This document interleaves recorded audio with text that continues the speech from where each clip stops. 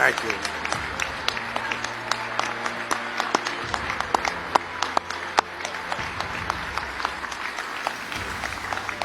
Well, thank you very much. I'm working very hard for you, I will tell you. And sometimes you don't make it easy, and I certainly don't make it easy on you. And I will continue that tradition, if I might, this morning. And Arthur, I don't know if I agree with you. But I don't know if Arthur's going to like what I'm going to say. But I love listening to you. It's really great. Thank you very much. And thank you, Congressman, for the great job you've been doing and the relationship and the help. You're a warrior. Thank you very much. And Kevin, you're a warrior. Thank you. The job you've done is incredible. It wasn't supposed to be that way. A lot of extra work, unnecessary work. It's wonderful to be with the thousands of religious believers for the 68th annual National Prayer Breakfast. I've been here from the first one, where I had the privilege of being asked. I've been with you for a long time before that. And we've made tremendous progress, tremendous progress. You know what we've done. I don't think anybody's done more than all of us together during this last 3 years. And it's been my honor. But this morning we come together as one nation, blessed to live in freedom and grateful to worship in peace. As everybody knows, my family, our great country, and your president have been put through a terrible ordeal by some very dishonest and corrupt people. They have done everything possible to destroy us, and by so doing, very badly hurt our nation. They know what they are doing is wrong, but they put themselves far ahead of our great country. Weeks ago and again yesterday, courageous Republican politicians and leaders had the wisdom, fortitude, and strength to do what everyone knows was right. I don't like people who use their faith as justification for doing what they know is wrong. Nor do I like people who say, I pray for you, when they know that that's not so. So many people have been hurt, and we can't let that go on. And I'll be discussing that a little bit later at the White House. We're joined today by two people whose faith inspires us all. Our amazing, wonderful friend, Vice President Mike Pence, and his wonderful wife, Karen. Thank you, Karen. Thank you to all of our great political leaders out there, so many that I've been working with so hard over the last 3 years, and we've accomplished so much. And to members of my cabinet in attendance, Secretary Mike Pompeo, Mark Esper, David Bernhardt, Jean Scalia, Alex Azar, Ben Carson, Dan Broilette, Betsy DeVos, Robert Wilkie, and Administrator Jovita Carranza. Joining us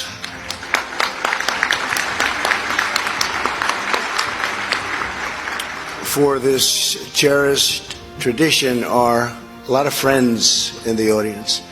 Many really have become friends. They are political leaders. They become great friends. That's all I get to meet anymore. That and the enemies and the allies, and we have them all. We have allies, we have enemies. Sometimes the allies are enemies, but we just don't know it. But we're changing all that.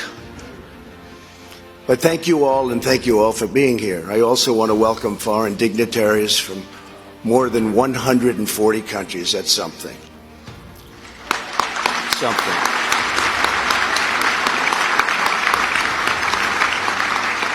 Everyone here today is united by a shared conviction. We know that our nation is stronger, our future is brighter, and our joy is greater when we turn to God and ask Him to shed His grace on our lives. On Tuesday, I addressed Congress on the State of the Union and the great American comeback. That's what it is.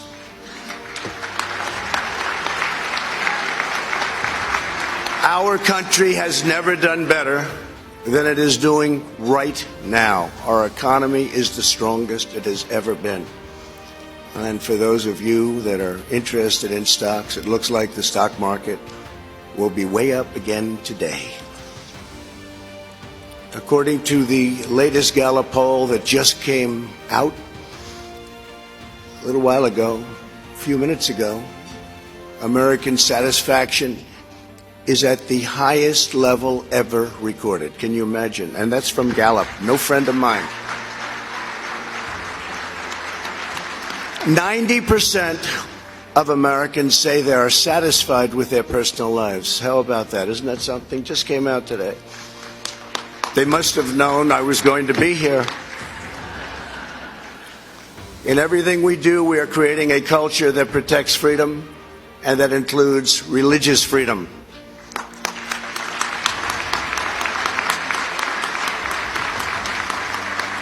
As I said on Tuesday in the House chamber, in America, we don't punish prayer. We don't tear down crosses.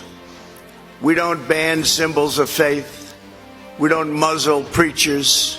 We don't muzzle pastors. In America, we celebrate faith. We cherish religion. We lift our voices in prayer.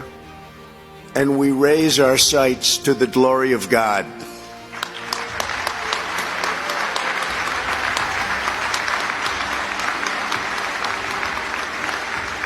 So much of the greatness we have achieved, the mysteries we've unlocked, and the wonders we've built, the challenges we've met, and the incredible heights that we've reached has come from the faith of our families and the prayers of our people.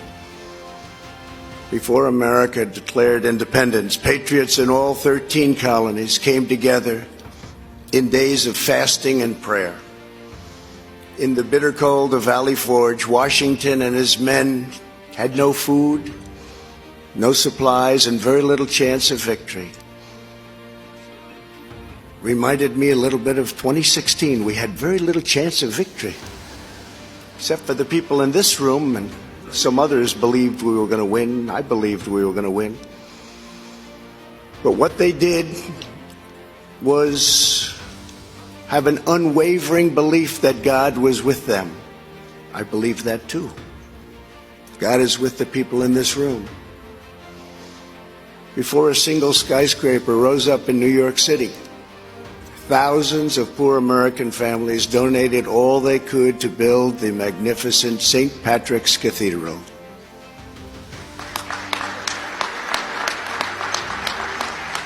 When Buzz Aldrin landed on the moon, he said, "Houston, I would like to request a few moments of silence." Then he read from the Bible. At every stage, our nation's long march for civil rights was inspired, sustained, and uplifted by faith, prayer, and devotion of religious believers. To protect faith communities, I have taken historic action to defend religious liberty, including the constitutional right to pray in public schools.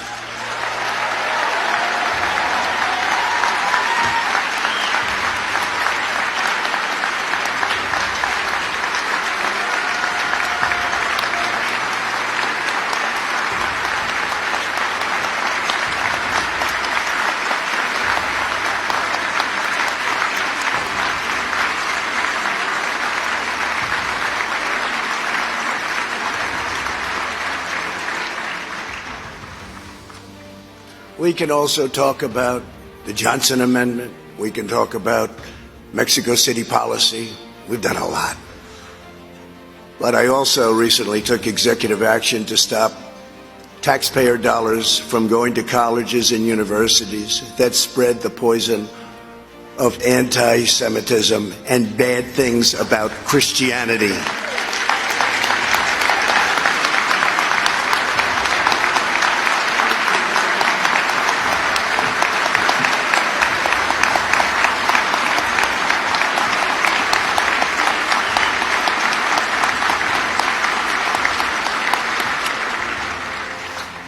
We are upholding the sanctity of life. Sanctity of life.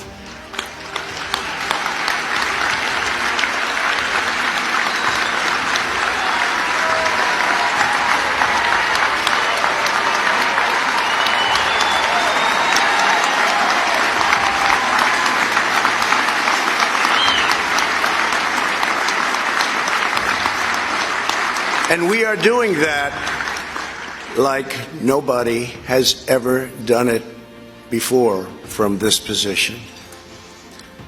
You better get out and vote on November 3rd. Because you have a lot of people out there that aren't liking what we're doing. And we're pursuing medical breakthroughs to save premature babies because every child is a sacred gift from God.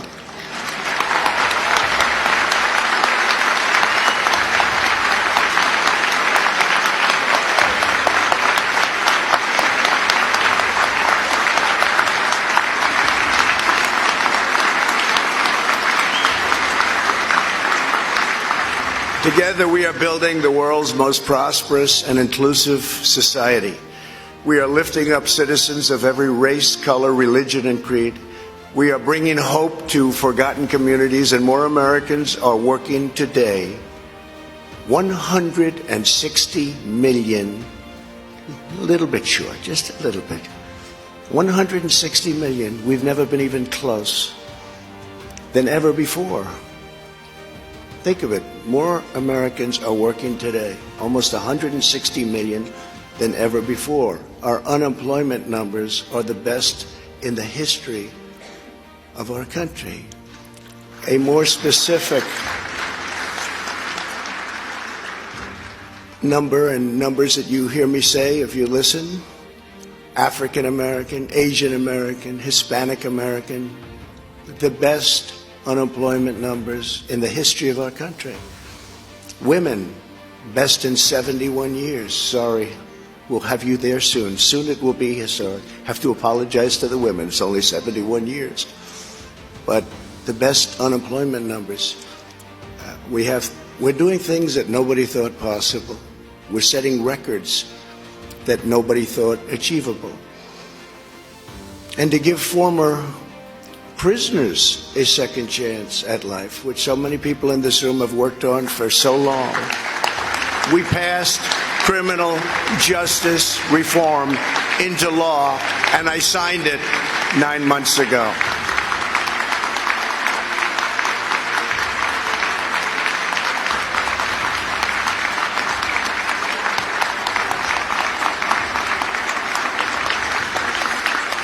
And it's proving more and more that America is indeed a nation that believes in redemption.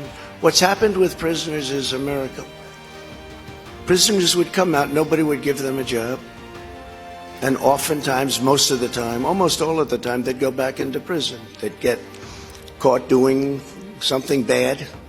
They had no money, they had no hope, they had no job. Now they're coming out into a booming economy. And employers are hiring them, and to a certain extent, maybe because they're having a hard time getting people. First time in our country's history, actually, we're running out of people. We have plants moving in by the thousands. We have car companies coming from Japan and from Germany, from lots of other places, and we need people. And employers are hiring prisoners, and they would have never done it except for what we've done with criminal justice reform, but even before that, because the economy has become so powerful. And these prisoners have done an incredible job. The employers are saying, why didn't I do this 20 years ago? So it's an incredible thing what's happening to people that are given a second chance, and sometimes a third chance, in all fairness. And it's something that everybody in this room should be very proud about, because You've always felt that way long before it was fashionable, so I want to thank you for that.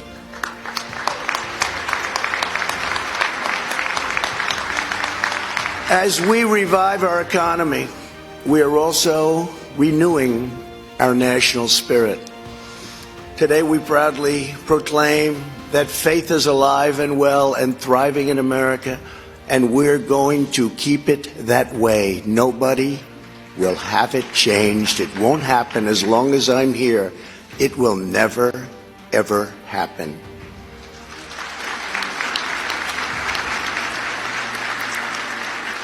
Something which wasn't done nearly enough, I could almost say wasn't done at all. We are standing up for persecuted Christians and religious minorities all around the world.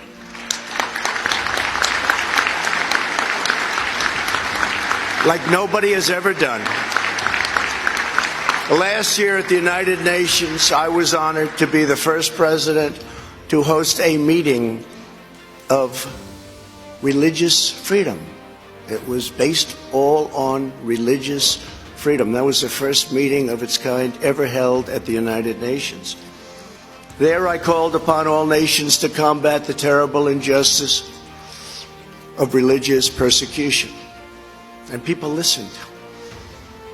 In countries that we give billions of dollars to, they listened because they had to listen. It's amazing how that works, isn't it? Had nobody ever played that game before.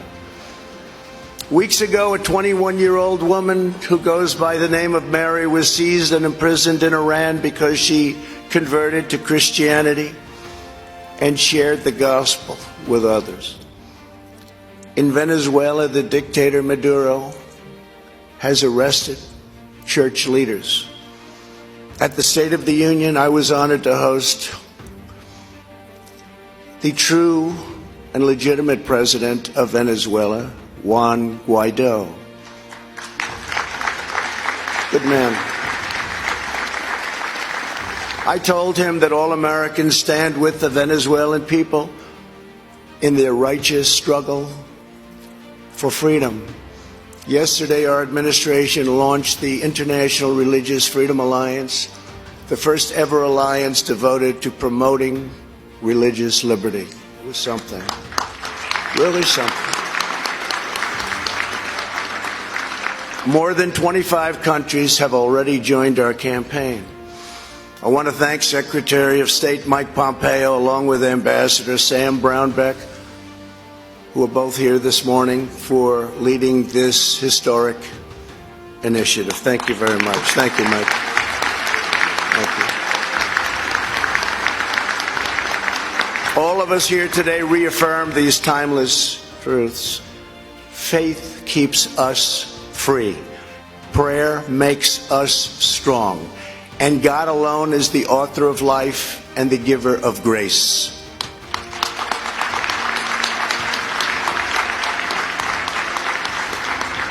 With us this morning is a pastor who embodies the miracle of faith and the power of prayer, Reverend Gerald Toussaint from Louisiana.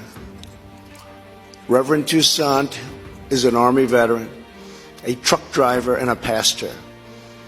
He leads the same church that his father led, Mount Pleasant Baptist Church, which has been a pillar of the community for more than 140 years. Last year, Mount Pleasant was one of 3 African-American churches in Louisiana that was destroyed in fires set by a wicked, hate-filled arsonist.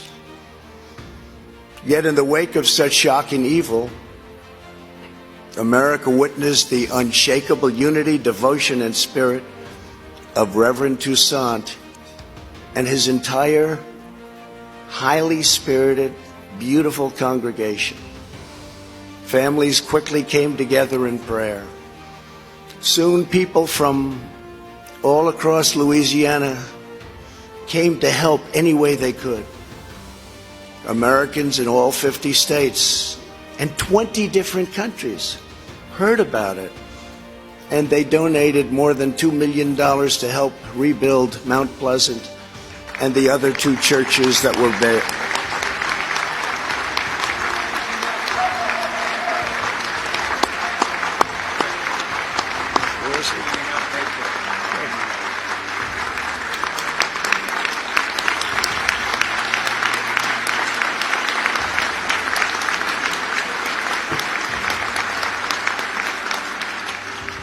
On Easter Sunday, just days after he lost his church, Reverend Toussaint preached about what it all meant. What does it mean? The Easter season, he said, is a fitting metaphor for recent events. It was dark the day that Jesus was crucified. It was dark at night when they burned our church. What has happened since is like a resurrection. Old things are gone, but it's going to be a brand new start, and it's going to be better than ever, Reverend. Better than ever. Fantastic. And today, just 10 months later, the ground is cleared. Careful plans have been made, and they're beautiful plans. And construction is about to begin on the new and very, very magnificent Mount Pleasant Church. Congratulations.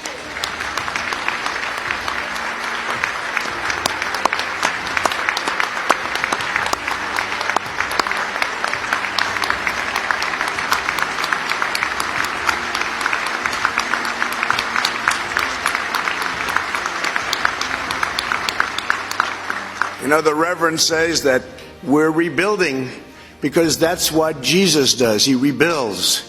He lives and he breathes. It's what he does. He wants it to be rebuilt. It was torn apart, but it's being rebuilt again, and I'll bet you it will indeed be bigger, better, and nicer than before. What do you think, Reverend? Yes? And it's going to have your mark on it. It did have, and now it have even great. And your father is looking down on you right now, and he's very, very proud of the job you've done. Thank you very much. Very much inspire us, Reverend. Thank you. Well, I want to just thank everybody. This has been very special. Tell your congregation that, and all of your people, that we have 350 million people in our country. They're proud Americans, and they respect what we're doing. Even those that you don't think so much like us, respect us, want to be with us, they're respecting our fight. And we are in a fight. Religion in this country and religion all over the world, certain religions in particular, are under siege. We won't let that happen. We are going to protect our religions.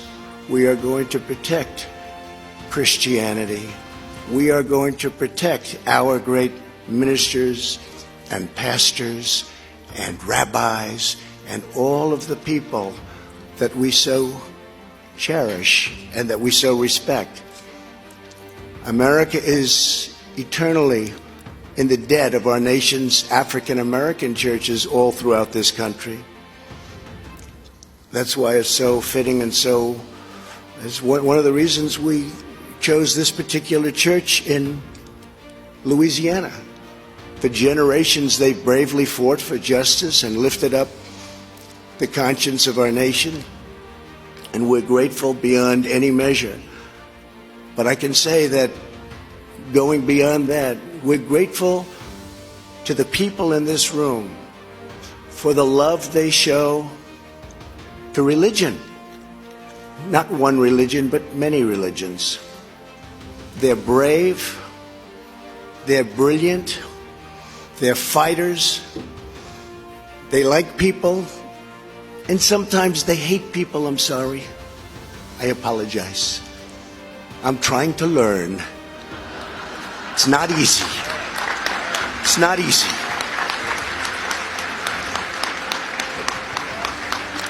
When they impeach you for nothing, then you're supposed to like them. It's not easy, folks. I do my best. But I'll tell you what we are doing. We're restoring hope and spreading faith. We're helping citizens of every background take part in the great rebuilding of our nation. We're declaring that America will always shine as a land of liberty and light unto all nations of the world. We want every nation to look up to us like they are right now. We were not a respected nation. Just a few years ago, we had lost our way. Our country is respected again. by everybody. This morning, let us ask Father in heaven to guide our steps, protect our children, and bless our families. And with all of our heart, let us forever embrace the eternal truth that every child is made equal by the hand of Almighty God. Thank you, God bless you, and God bless America. Thank you all very much. Thank you. Thank you.